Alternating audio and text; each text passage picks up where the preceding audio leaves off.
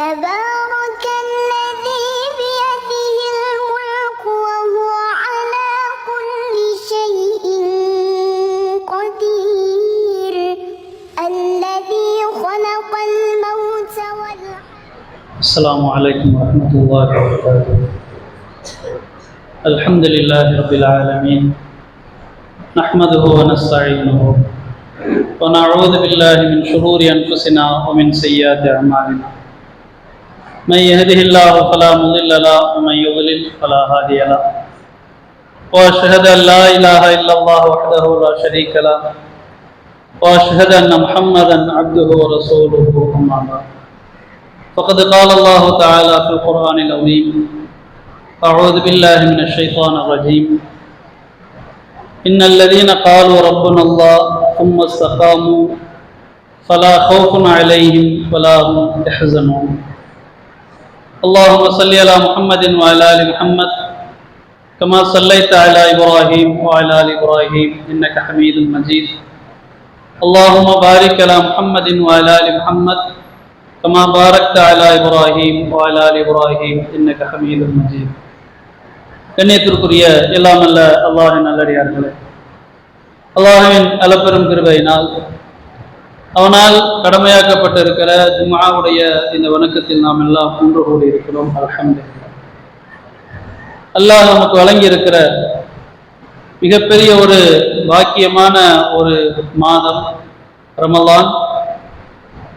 அதிலிருந்து வெளியேறக்கூடிய அல்லது அந்த மாதத்தினுடைய முடிவு பகுதிகளில் நாம் இன்றைக்கு இருந்து கொண்டிருக்கிறோம். இந்த மாதம் வழங்கக்கூடிய பாடங்கள், படிப்பினைகள், அது ஏற்படுத்த வேண்டிய தாக்கங்கள் என்பதோடு மட்டும் இல்லாமல் அது வழங்கக்கூடிய அல்லாஹ்வின் அருள் என்பது எண்ணி முடிக்க இயலாது. அவ்வளவு மகத்தான பாக்கியங்களை அல்லாஹ் வழங்கி கொண்டிருக்கிறான். அதில் மிக குறிப்பாக கடந்த இரவு முதற்கொண்டு ஒற்றைப்படை 5 இரவுகள் என்பது ஒரு மனிதன் அதிகபட்சமாக உலகத்தில் ஒரு 84-85 ஆண்டு காலம் வாழ்கிறான் என்றால் ஒட்டுமொத்த வாழ்நாளும் எந்த ஒரு இடையூறும் இல்லாமல், எந்த ஒரு ஓய்வும் இல்லாமல் தொடர்ச்சியாக 84-85 ஆண்டு காலம் வணக்கங்களை, நல் அமல்களை நிறைவேற்றினால் என்ன ஒரு நன்மையோ அது ஒரு இரவில் நமக்கு கிடைத்து விடுகிறது. அவ்வளவு மகத்தான ஒரு பாக்கியம் நிறைந்த இரவுகள் தான் இந்த ரமலானில் இருக்கிறது. ரமலானை தவிர வேறொரு மாதத்தில் இல்லை. அந்த இரவுகளில் ஒரு பகுதி தான் இன்றைக்கு நம்மிடத்தில் இருக்கிறது. இன்ஷா அல்லாஹ் 29 என்கிற அந்த ஒற்றைப்படை இரவு. நாம் கவனிக்க வேண்டிய மிக முக்கியமான ஒரு பாடம், அதிகமான முஸ்லிம்கள் ஆண்களோ பெண்களோ பொதுவாகவே வணக்கத்தை பொறுத்த மட்டில் அது ஒரு அடையாளம் சார்ந்ததாக நினைத்து கொண்டிருக்கிறோம். எப்படி முஸ்லிம் அல்லாத மக்கள் தாம் செய்யக்கூடிய தெய்வ வழிபாட்டை குறிப்பிட்ட நாள், குறிப்பிட்ட நேரம், குறிப்பிட்ட இடம், குறிப்பிட்ட முறை, அவ்வளவுதான் வணக்கம். அதோடு தெய்வத்திற்கும் நமக்குமான தொடர்பு இல்லை. நம்முடைய கொடுக்கல் வாங்கலோ, நம்முடைய குடும்பமோ, நம்முடைய பழக்க வழக்கங்களோ, பண்பாடுகளோ தெய்வம் அதில் தலையிட முடியாது, தலையிடக்கூடாது. அதற்கு செய்ய வேண்டிய கடமை என்ன? வர சொன்ன வந்துட்டேன், இப்படி கும்பிட சொன்ன கும்பிட்டுட்டேன், நீ உன் வேலையை பாரு, நான் வேலையை பார்க்கிறேன் என்பதை போன்ற ஒரு நடைமுறை உலகத்தில் பரவலாக காணப்படுகிறது. அது மாதிரிதான் முஸ்லிம்களுடைய அந்த வணக்கம் என்பதாக பல முஸ்லிம்கள் நினைக்கிறார்கள் என்று சொல்வதற்கு காரணம் நம்முடைய நடவடிக்கைகள் அப்படி இருக்கிறது. இந்த வணக்கத்தை பொறுத்த மட்டில் இறைவனுக்கும் நமக்குமான தொடர்பை ஏற்படுத்துவதில் முதன்மையானது, முக்கியமானது வணக்கம் என்பது. ஏன் தொடர்பை ஏற்படுத்த வேண்டும்? படைத்தவன் ஒருவன் இருக்கிறான், நம்மை கண்காணித்துக் கொண்டிருக்கிறான், நம்மை படைத்திருக்கிறான், எப்படி வாழ வேண்டும் என்று சொல்லி தந்திருக்கிறான், எது வாழ்க்கை என்று சொல்லி தந்திருக்கிறான். யாரும் அவனை பார்த்ததில்லை. படைப்புக்கள் எவரும் படைத்தவனை பார்த்தது இல்லை. அவனோடு பேசுவதற்கு, உரையாடுவதற்கு, தொடர்பு கொள்வதற்கான அடிப்படை தான் இந்த வணக்கம் என்பது. அல்லாஹ் குர்ஆனில் சொல்லும் போது அகிமிஸ்ஸலா லி திக்ரி, என்னை நினைவு கூறுவதற்காக தொழுகையை நீங்கள் நிலைவர செய்யுங்கள். தொழுகை என்கிற வணக்கமே என்னை நினைவுபடுத்துவதற்கு, எனது நினைவு உங்களுக்கு வருவதற்கு. ஏன் நினைவு வர வேண்டும்? அல்லாஹ் சொன்ன மாதிரி வாழணும் என்பதற்காக. இப்ப தொழுகையில் நாம் என்ன செய்கிறோம்? தக்பீர் கட்டியது முதல் சலாம் கொடுக்கிற வரை நம்முடைய உடல் உறுப்புகள், நம்முடைய அத்துணை விஷயங்களையும் அவன் சொன்ன அடிப்படையில் அனைத்தையும் தடை செய்து கொடுக்கிறோமா இல்லையா? செயல்கள், திக்ர்கள், சில வகையான செயல்பாடுகள், இதை தவிர உணவு உண்பதோ பேசுவதோ அல்லது இன்ன பிற செயல்களுக்கும் அந்த தொழுகையில் இடம் இல்லை. ஒரு கட்டுப்பாட்டை நமக்கு அது பயிற்றுவித்துக் கொண்டே இருக்கிறது. 5 நேர தொழுகை என்பது நான் கட்டுப்பாடு இல்லாத வாழ்க்கை வாழக்கூடாது, வாழ முடியாது. கட்டுப்பாடு உள்ள வாழ்க்கை தான் வாழ வேண்டும். படைத்தவன் சொன்ன அடிப்படையில் வாழ வேண்டும். அதை இந்த தொழுகை பயிற்சியாக தருகிறது. அதே போல தொழுகை மாத்திரமல்ல, நாம் சம்பாதிக்கக்கூடிய செல்வங்கள், அதிலும் தான் தோன்றித்தனமாக போய்விட முடியாது, போய்விடக் கூடாது. படைத்தவன் சொன்ன அடிப்படையில் தான் அமைத்துக் கொள்ள வேண்டும். நாம் சம்பாதிக்கிற செல்வத்தில் 2.5% கட்டாயமாக கொடுத்து விட வேண்டும் ஜக்காத்தாக. அது நமக்குரியது இல்லை. நான் தானே சம்பாதித்தேன், தந்தவன் அவன், சம்பாதிப்பதற்காக வாய்ப்பை தந்தவன் அவன், படைத்தவன் அவன், படைத்தவன் சொல்கிற அடிப்படையில் தான் நடக்க வேண்டும். ஆகவே இந்த செல்வத்தில் 2.5% கண்டிப்பாக கட்டாயமாக கொடுத்து விட வேண்டும். அது சம்பாதிக்கிறவனுக்கு சொந்தமானது அல்ல. 2.5% என்பது சம்பாதிக்கிறவனுக்கு சொந்தமானதல்ல. அப்ப இந்த ஜக்காத் என்கிற வணக்கம் நம்மை அல்லாஹ்வோடு தொடர்புபடுத்துகிறது. நாம் விரும்பிய மாதிரி ஆட்டம் போட முடியாது, செய்ய முடியாது, எதையும் செயல்படுத்த முடியாது. அவன் சொன்ன அடிப்படையில் நமது செல்வம் தொடர்பான, பொருளாதாரம் தொடர்பான அனைத்தையும் அமைத்துக் கொள்ள வேண்டும். நம்மை அல்லாஹ்வோடு தொடர்புபடுத்துகிறது, நினைவுபடுத்துகிறது. அதே போல ஹஜ் என்கிற ஒரு வணக்கம், அந்த ஹஜ் அல்லது உம்ரா என்கிற வணக்கத்தில் ஊர் உலகத்தில் நாம் எப்படிப்பட்ட ஆடைகளை அணிந்திருந்தாலும் இந்த இடத்தில் வந்த பிறகு இப்படிப்பட்ட ஆடைகளைத்தான் அணிய வேண்டும், இந்த இடத்தில் இப்படித்தான் நீங்கள் நடக்க வேண்டும், இன்ன வார்த்தைகளைத்தான் ஓத வேண்டும். அந்த வணக்கம் நமக்கு சொல்லி தருகிறது. நீங்கள் இந்த ஹஜ் என்கிற இடத்தில் மாத்திரமல்ல, உலகத்தில் எங்கு வாழ்ந்தாலும் இது போன்ற ஒரு கட்டுப்பாடு உங்களுக்கு வேண்டும். அதே போலத்தான் இந்த ரமலான் என்பது, ஹஜ் என்பது குறிப்பிட்ட சில செயல்கள், தொழுகை என்பது குறிப்பிட்ட சில செயல்கள், ஜக்காத் என்பது அது ஒரு குறிப்பிட்ட சில செயல்கள். இந்த நோன்பு என்பது சுமார் பாதி நாட்களில் நம்மை பக்குவப்படுத்திக் கொண்டே இருக்கிறது. அதிகாலை 5 மணி முதல் அல்லது 4:30 மணி முதல் மாலை 6:30 மணி வரை நமக்கு அனுமதிக்கப்பட்ட தேவைகளை, தவிர்க்க முடியாத சூழல்களை எல்லாம் படைத்தவன் சொல்லிவிட்டான், பார்த்து கொண்டிருக்கிறான். மீற மாட்டேன், மீறக்கூடாது, அந்த கட்டுப்பாட்டை இழக்க மாட்டேன் என்று நம்மை நாமே அனுமதிக்கப்பட்டதை தவிர்த்துக் கொள்கிறோம், ஹராமாக்கிக் கொள்கிறோம். நமக்கு அனுமதிக்கப்பட்டதான் உணவோ இன்ன பிற தேவைகளோ நமக்கு அனுமதிக்கப்பட்டவை மற்ற மாதங்களில். இந்த ஒரு மாதம் சுமார் 14 மணி நேரம் செய்யக்கூடாது என்கிற அந்த ஒரு பயிற்சியை கொடுத்து வாழ்நாள் முழுவதும் மரணிக்கிற வரை நீ கட்டுப்பாட்டோடு தான் வாழ வேண்டும், வரைமுறையை மீறக்கூடாது, தடைகளை மீறக்கூடாது என்று ஒரு பயிற்சியாக அல்லாஹ் கொடுக்கிறான். அப்ப நீங்க எந்த வணக்கத்தையும் எடுத்துக்கொள்ளுங்கள், அது வணக்கம் மட்டுமல்ல, நம்மை இறைவனோடு தொடர்பு படுத்துகிறது. ஏன் தொடர்பு படுத்த வேண்டும்? அவன் சொன்ன அடிப்படையில் வாழ வேண்டும், அவனுக்காக வாழ வேண்டும், அவன் சொல்கிற வழிகாட்டலை புரிந்து உள்வாங்கி வாழ வேண்டும். அதற்கு இந்த வணக்கங்கள் என்பது மிக முக்கியமானது, அடிப்படையானது என்பதைத்தான் நமக்கு இஸ்லாம் வணக்கத்தின் அடிப்படையாக சொல்லி தருகிறது. பல முஸ்லிம்கள் அதை வெறுமனே தொழுகை என்கிற 5 நேர தொழுகை, ஜக்காத் என்பது அது ஒரு கடமை, நோன்பு என்பது ஒரு மாசம் அல்லாஹ்வுக்காக நம்ம ஏதோ வசிச்சு தாகிட்டு இருந்தா அல்லாஹ் கொஞ்சம் சந்தோஷப்பட்டுக்குருவான், அவனுக்கு ரொம்ப கஷ்டமா இருக்குது, நம்ம எல்லாரும் கோடிக்கணக்கான முஸ்லிம்கள் கொஞ்சம் கொடுமைப்பட்டுக்கணும் அப்படின்னா நம்மை நாமே வருத்தி கொண்டோம் என்றால் அல்லாஹ்வுக்கு ஏதோ ஒரு ஆனந்தம் கிடைக்கிறது போல தெரியுது, சரி போயிட்டு போகுது என்பதை போல நினைக்கிறோம். அப்படி இல்லை. நம்முடைய வாழ்க்கைக்காக, மறுமை என்கிற வாழ்க்கைக்காக ஒரு பயிற்சி, ஒரு பக்குவமாகத்தான் அல்லாஹ் வழங்கி கொண்டிருக்கிறார். வணக்கம் என்பது நம்மை ஒட்டுமொத்த வாழ்க்கையோடும் தொடர்புபடுத்திக் கொண்டிருக்கிறது. இந்த குறிப்பாக ரமலானை பொறுத்தமட்டில் அதிகமான முஸ்லிம்கள் ரமலான் சார்ந்த முஸ்லிம்களாகத்தான் நம்முடைய நடவடிக்கைகளை அமைத்துக் கொண்டிருக்கிறோம். எந்த பள்ளிவாசல்லையும் பாருங்க, மற்ற 11 மாதங்களில் இல்லாத ஒரு பெரிய ஒரு மன நிறைவு ரமலானில் இருக்கிறதா இல்லையா? செய்கிற ஒவ்வொருவருக்குமே இருக்கிறது. 11 மாதங்களிலும் யாரும் கட்டாயப்படுத்தவில்லை நம்மை. பள்ளிவாசலுக்கு போகவில்லை ஆனால் இப்படி உனக்கு ஒரு மரண தண்டனை என்று யாரும் மிரட்டவில்லை, கண்டிக்கவில்லை. இந்த மாதத்திலும் யாரும் கண்டிக்கவில்லை, மிரட்டவில்லை. ஆனால் யாரும் சொல்லாமல் முன்னரே வந்து விரும்புகிறோமா இல்லையா?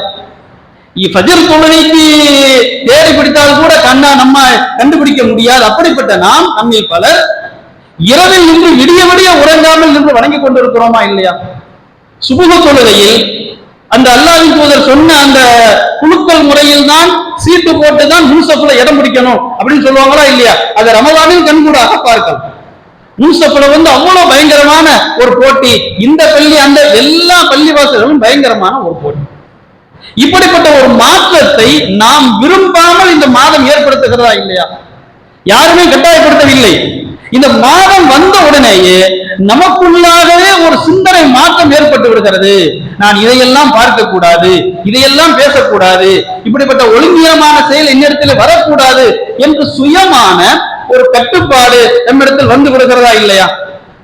அந்த கட்டுப்பாடு என்பது ரமலானுக்கு மட்டுமல்ல, வாழ்க்கை முழுவதற்குமானது. ஆனால் பெருநாள் தொழுகை முடிந்ததோடு அல்லது பெருநாள் தொழுகையின் சுபுகோடு நமக்கு இனிமேல் இஸ்லாமிய வணக்க கடமைகள் முடிந்து விட்டது. நாம் அந்த கட்டுப்பாட்டிலிருந்து விடுதலை அடைந்து விட்டோம், சுதந்திர பறவைகளாக மாறிவிட்டோம், இனிமேல் நம்மை யாரும் கட்டுப்படுத்த வேண்டிய தேவையில்லை என்பதை போன்று அந்த சுபு பெருநாள் தொழுகை குகரிலிருந்து பள்ளிவாசல் காணாமல் போயும். பள்ளிவாசல் வந்து அந்த கூட்டம் எல்லாம் காணாமல் போயும். அதற்கு முந்தைய நாள் இரவு வரை, இஷா தொழுகை இரவு தொழுகை வரை முன்சப்பில் அவ்வளவு கூட்டமாக நெருக்கி அடித்துக் கொண்டு நின்றிருந்த அதே சமுதாய மக்கள் தான், ஆண்களோ பெண்களோ. ஆனால் பெருநாள் அந்த லுஹருக்கு பிறகு பள்ளிவாசல் ஹா என்று கிடக்க ஆரம்பிச்சு. ஆளுங்களை தேடி பிடிக்கணும், எங்க போனாங்க. ஏன் இந்த மாற்றம்? அப்ப நம்ம என்ன நினைக்கிறோம்? அல்லாஹ்வுக்கு செய்யற உபகாரத்தை போல நினைக்கிறோம். ஒரு மாசம் நோன்பு வைக்கிறோமா, அல்லாஹ்வை சந்தோஷப்படுத்திட்டோம், நம்மள அல்லாஹ் திருப்தி அடைஞ்சிருவான். இது அல்லாஹ்வை திருப்திப்படுத்துகிற வேலை இல்லை, நம்மை பக்குவப்படுத்துகிற வேலை, அல்லாஹ்வோடு நம்மை தொடர்புபடுத்துகிற ஒரு பயிற்சி இது. என் வாழ்நாள் முழுவதும் 11 மாதங்களும் உயிர் உள்ளவரை இந்த 14 மணி நேரம் எப்படி கட்டுப்பாடோடு வாழ்ந்தேனோ அதே கட்டுப்பாட்டை 11 மாதமும் மௌத் வரை நான் அந்த கட்டுப்பாட்டை மீற மாட்டேன். அவனுக்காக வாழ்வேன், அவனது தூதர் சொன்ன அடிப்படையில் வாழ்வேன் என்கிற பயிற்சியை தான் இது தருகிறது. ஏனென்று சொன்னால் நாம் பலகீனமானவர்கள், ஒரு பலகீனமான படைப்பு மனிதர்கள். மலக்குகளை போல சொன்னதான் என்கிற அந்த நிலை இல்லை. ஒரு உத்தரவு சொல்லப்பட்டு விட்டால் துளி அளவிற்கு கூட மாற்றம் செய்ய மாட்டார்கள். மாற்றம் செய்ய வேண்டும் என்கிற சிந்தனை கூட அவர்களுக்கு வராது. அப்படிப்பட்ட ஒரு படைப்பு அவர்கள். நமக்கு அப்படி இல்லை. சூழலுக்கு ஏற்ப சிந்தனை மாற்றங்கள், மனமாற்றங்கள், ஒரு வகையான தள்ளாட்டங்கள் வந்து கொண்டே இருக்கும். அதற்காகத்தான் அந்த பலவீனம் இருப்பதனால் தான் படைத்தவன் இந்த ஒரு மாதத்தை நிர்பந்தம் இல்லாமல் நிர்பந்தமாக மாற்றி விடுகிறான். யாரும் கட்டாயப்படுத்தல, ஆனாலும் ஒரு வகையான நிர்பந்தம் நம்மை நாமே ஏற்படுத்தி கொண்டு சுய கட்டுப்பாட்டோடு 1 மாத காலம் நம்முடைய வணக்கம் வழிபாடுகளை எல்லாம் அமைத்துக் கொண்டு அந்த 1 மாதத்தோடு முடித்து கொடுக்கிறோம். இப்படி அல்லாஹ் எந்த வணக்கத்தை நமக்கு சொல்லவில்லை. இப்படிப்பட்ட அடையாளம் சார்ந்த வாழ்க்கை வாழ வேண்டும் என்று அல்லாஹ் சொல்லவில்லை. அப்படி அடையாளம் சார்ந்த வாழ்க்கையால் அல்லாஹ்விற்கு எந்த ஒரு புண்ணியமும் அடைய கிடைக்க போவதும் இல்லை. இப்ப நம்முடைய வாழ்நாள் முழுவதும் இருக்கிற எல்லா செயல்பாடுகளையும் படைத்தவன் சொன்ன அடிப்படையில் அவனுடைய திருப்திக்காக மட்டுமே வாழ வேண்டும். அதைத்தான் இந்த 1 மாதம் நமக்கு பயிற்சியாக வழங்கி கொண்டு இருக்கிறது. அல்லாஹ் ரப்பல் ஆலமீன் ஒரு வாழ்க்கை முறையை நமக்கு சொல்லித் தருகிறான். இன்னல்லதீன காலு ரப்புனல்லாஹ் சும்ம இஸ்தகாமு ஃபலா கௌஃபுன் அலைஹிம் வலா ஹும் யஹ்சனூன். எங்களது இறைவன் அல்லாஹ்தான் என்று சொல்லி பிறகு யார் அதில் உறுதியாக இருக்கிறார்களோ அவர்களுக்கு பயமோ கவலையோ கிடையாது. எந்த பயமும் கவலையும் கிடையாது. மூத்தாக போகும்போது என்ன ஆகுமோ தெரியலையே, என்னுடைய மறுமை என்ன ஆகுமோ தெரியலையே என்கிற அச்சமோ பயமோ வராது. மறுமையிலுமே நிற்கும் போது ஒரு வகையான கலக்கமோ அதிர்ச்சியோ வராது. சாந்தமாக நிம்மதியாக அமைதியாக இருப்பார்கள். யாரு? எங்களது இறைவன் ரப்பு என்று சொல்லிட்டு நம்பிக்கை கொண்டுட்டு அதன் அடிப்படையில் வாழ்நாள் முழுவதும் செயல்பட வேண்டும். இஸ்திகாமத் என்றால் எல்லா நேரத்திலும் அது போன்ற ஒரு அந்த சொல்லுக்கு ஏற்ப செயல்.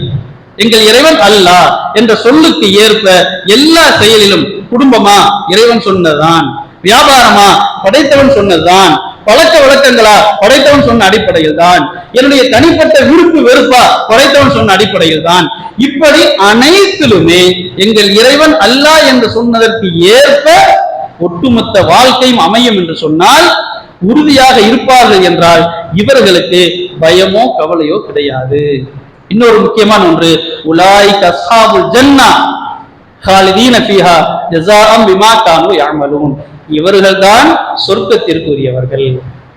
சொன்ன அடிப்படையில் யார் உறுதியாக இருக்கிறார்களோ அவர்கள்தான் சொர்க்கவாசிகள், நிரந்தரமாக அதில் இருப்பார்கள்.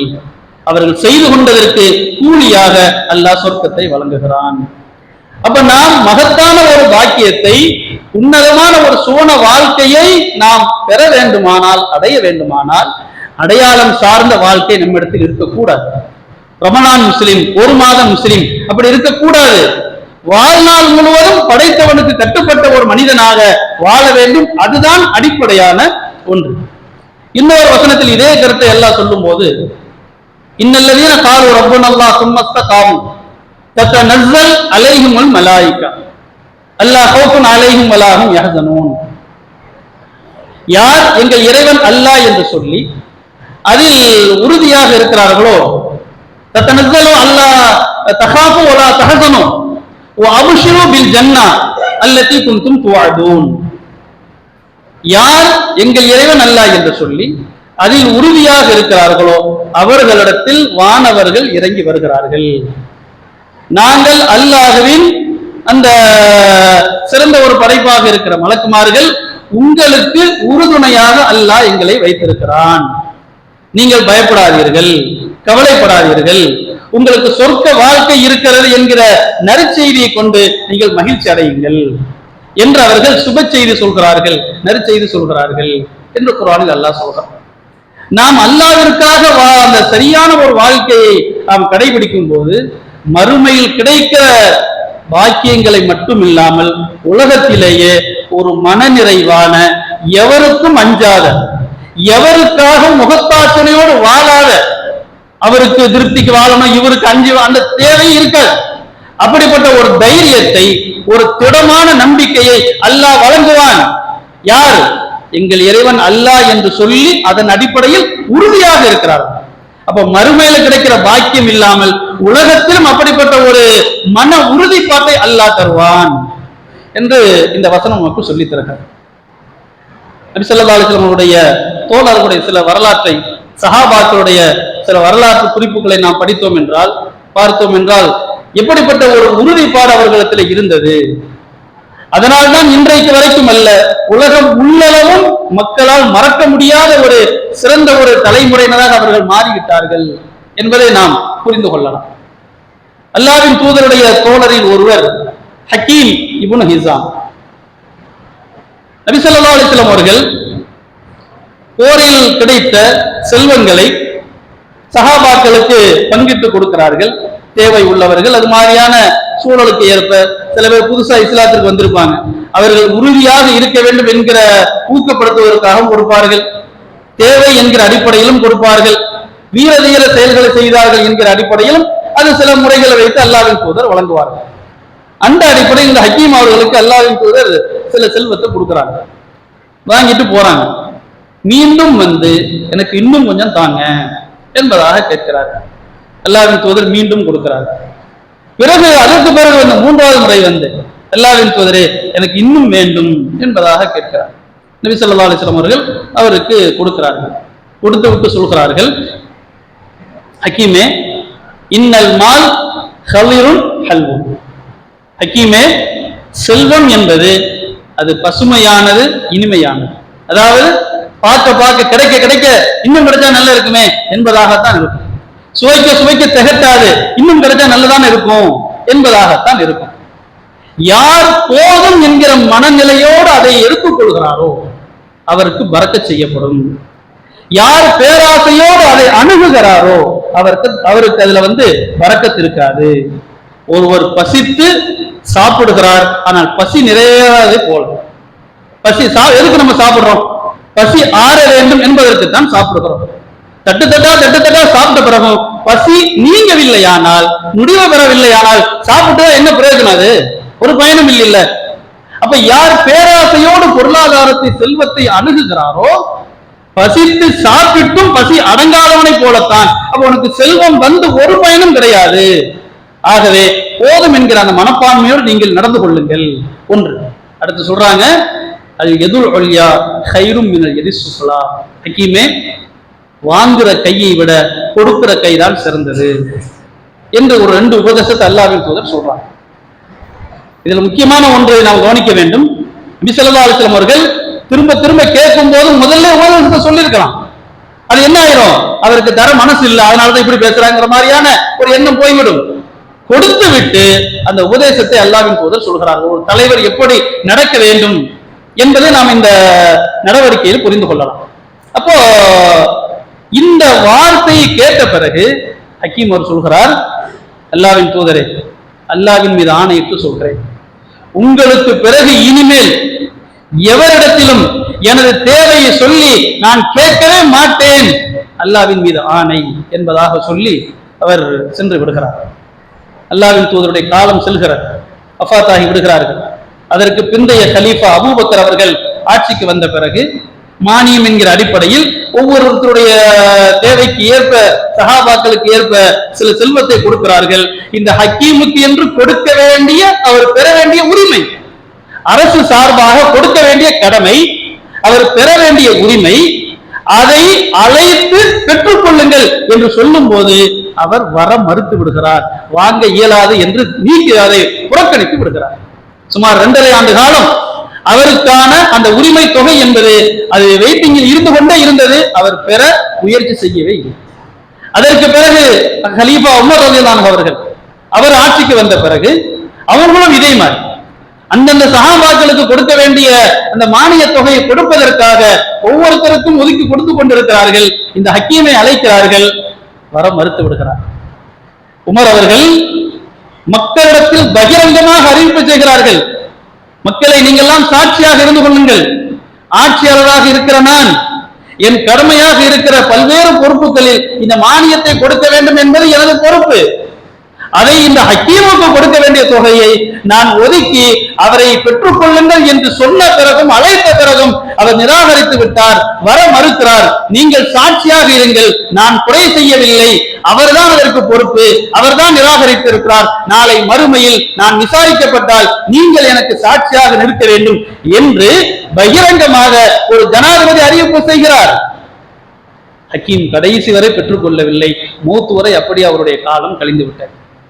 நாம் யோசிக்க வேண்டும், நபி ஸல்லல்லாஹு அலைஹி வஸல்லம் அவர்களுக்கு பிறகு சுமார் 50 ஆண்டு காலம் இந்த உலகத்தில் அவர் வாழ்ந்திருக்கிறார். 40 ஆண்டுகளுக்கு மேல் அவர் வாழ்ந்திருக்கிறார். அவருக்கு பல்வேறு வகையான ஏற்ற இறக்கங்கள் வருமா இல்லையா? ஒரு மனுஷனுக்கு பொருளாதாரத்தில் ஒரே நிலையில எல்லாரும் இருக்க போறதில்லை, ஏற்றமும் வரலாம், இறக்கமும் வரலாம். இப்ப தேவைகள் கண்டிப்பாக வரும். அவருக்கு தேவை இருந்ததா இல்லையா என்பதை விட ஒரு லட்சியம் இருந்தது. ஒருபோதும் அல்லாஹ்வின் தூதர் சொன்ன அந்த உபதேசத்திற்கு பிறகு எவரிடத்திலும் நான் கையேந்த மாட்டேன், எவரது உதவியை நான் எதிர்பார்க்க மாட்டேன் என்கிற அந்த உறுதிப்பாடு, அதே நிலையில் அவர் கடைசி வரை இருந்தார். மரணத்தை அதே நிலையில் தான் அவர் தழுவினார். இங்க நான் புரிந்து கொள்ள வேண்டிய பாடம் என்ன தெரியுமா? எங்கள் இறைவன் அல்லாஹ் என்று சொல்லி அதன் அடிப்படையில் உறுதியாக இருக்க வேண்டும் என்பதுதான் அடிப்படையான ஒரு பாடம். இது ஒரு உதாரணம். பொருளாதாரம் சார்ந்து வாழ்க்கை முழுவதும் உள்ள எல்லா செயல்களிலும் எங்கள் இறைவன் அல்லாஹ், அதற்கேற்பத்தான் நான் நடப்பேன் என்கிற அந்த உறுதிப்பாடுதான் நமது வாழ்க்கையை அர்த்தமுள்ளதாக மாற்றும். இந்த உறுதிப்பாட்டை தான் இந்த ரமலான் ஏற்படுத்த வேண்டும். இந்த உறுதிப்பாட்டை தான் ஜக்காத் என்கிற பொருளாதார கடமை ஏற்படுத்த வேண்டும். இந்த உறுதிப்பாட்டை தான் ஹஜ் உம்ரா ஏற்படுத்த வேண்டும். இந்த உறுதிப்பாட்டை தான் 5 நேர தொழுகை ஏற்படுத்த வேண்டும். ஒட்டுமொத்த வணக்கங்களும் ரப்புல் அல்லாஹ் சும்மஸ்தகாமோ, எங்கள் இறைவன் அல்லாஹ் தான், அவன் சொன்ன அடிப்படையில் தான் என் மரணம் வரைக்கும் நான் இருப்பேன் என்கிற அந்த உறுதிப்பாட்டை ஏற்படுத்த வேண்டும். அதுதான் வணக்கங்களுடைய அடிப்படையான நோக்கம். இந்த ஹக்கீம் மட்டுமல்ல, எத்தனையோ நூற்றுக்கணக்கான நபி தோழர்களுடைய வரலாறுகளை பார்க்கலாம். நாமாவது பிறப்பால் ஒரு பல நூற்றாண்டுகளாக முஸ்லிம் குடும்பத்தில் பிறந்து வாழ்ந்து கொண்டிருக்கிறோம். குறைந்தபட்சம் பிறக்கும் போது இணை வைப்பு தெரியாத ஒரு சமூகமாக நாம் பிறந்து விடுகிறோம். ஏகத்துவத்தினுடைய சூழலோடு பிறக்கிற ஒரு சமுதாயமாக இருக்கிறோம். ஆனால் அவர்கள் அப்படிப்பட்ட பிறப்பை பெறவில்லை. கடுமையான முரண்பாட்டோடு இருந்தவர்கள், அல்லாஹ்வின் தூதரையும் வஹீயையும் மிக கடுமையாக எதிர்த்தவர்கள். கொஞ்சம் தவறி இருந்தால் அவர்கள் மாற்று கருத்தில் தான் இருந்திருப்பார்கள். சொற்ப காலம்தான் அல்லாஹ்வின் தூதரோடு இந்த ஏகத்துவ கொள்கையில் வாழ்வதற்கான வாய்ப்பை பெற்றார்கள். எத்தனை ஆண்டு காலம் நிலைத்து நின்று விட்டார்கள். கியாமத் வரை நிலைத்து நிற்கிறார்களா இல்லையா? நம்ம ஊர்ல நம்ம எத்தனை வருஷம் வாழ்ந்தா யாருக்கும் தெரியாது. ஜனாசா தொழுகையில வர்றவங்களுக்கு தான் தெரியும் நம்ம மூத்தா போயிட்டோம்னு சொல்லி. அதை தாண்டி யாருக்கும் தெரியாது. ஏதோ பேஸ்புக்ல யூடியூப்ல போட்டா தெரியும். 100 ஆண்டுகளுக்கு பிறகு தெரியுமா? 100 ஆண்டுகளுக்கு முன்பு ரஹமத் நகரில் எத்தனை முஸ்லிம்கள் இருந்தார்கள் என்று இன்னைக்கு நம்மால் பட்டியலிட்டு சொல்ல முடியுமா? தெரியாது. ஆனால் பல 1500 ஆண்டுகளுக்கு முன்பு வாழ்ந்த ஒரு நபித்தோழர் உலகம் உள்ளளவுக்கு பேசப்படுகிறார், பேசப்படுவதை தவிர்க்க முடியாது என்கிற ஒரு நிலை இருக்கிறதா இல்லையா? அதற்கு அடிப்படையான காரணம் என்ன? எங்கள் இறைவன் அல்லாஹ் என்று சொன்னார்கள், அதில் உறுதியாக இருந்தார்கள். இதுதான், இந்த நடவடிக்கை தான் நமது படைப்பிற்கான நோக்கம். இந்த நடவடிக்கை தான் மறுமை என்கிற வெற்றியை நமக்கு இரவான முறையில் சிறப்பாக அமைத்து தரும். ஆகவே இந்த அடிப்படையில் நம்முடைய வணக்கங்களை அமைத்துக் கொள்ள வேண்டும். குறிப்பாக ரமலானுடைய இந்த தொடர்பு என்பது தயவு செய்து பெருநாளோடு முடித்து விடக்கூடாது. பெருநாள் துஹர் தொழுகையோடு இந்த ரமலானுடைய கடமையை முடித்துவிடக் கூடாது. அந்த உறுதிப்பாட்டை தயவு செய்து ஒவ்வொருத்தரும் மனதில் ஆழமாக பதித்து வைக்க வேண்டும். ஏதோ 10 ஆண்டுகள் 20 ஆண்டுகள் போயிருக்கலாம்.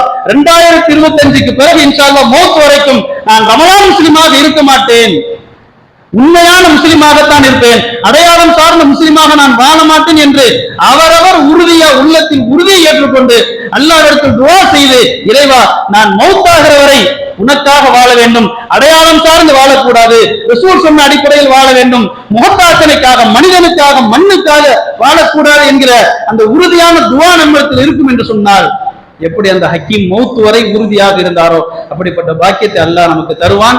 இதை புரிந்து வாழ அல்லாஹ் அருள் செய்வானா என்று கூறி முதல் உரை.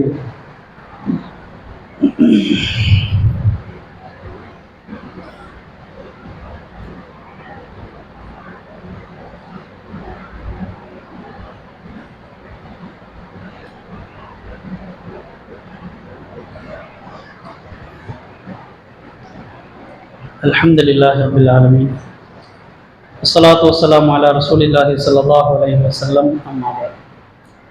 அன்பிற்குரிய அல்லாஹ்வின் நல்லடியார்களே, நாம் நன்மைகளை நிறைய செய்து கொள்வதற்காக, பெறுவதற்காக அல்லாஹ் வழங்கக்கூடிய நிறைய வாய்ப்புகளில் இந்த ஜும்மா என்பது மிக மிக முக்கியமான.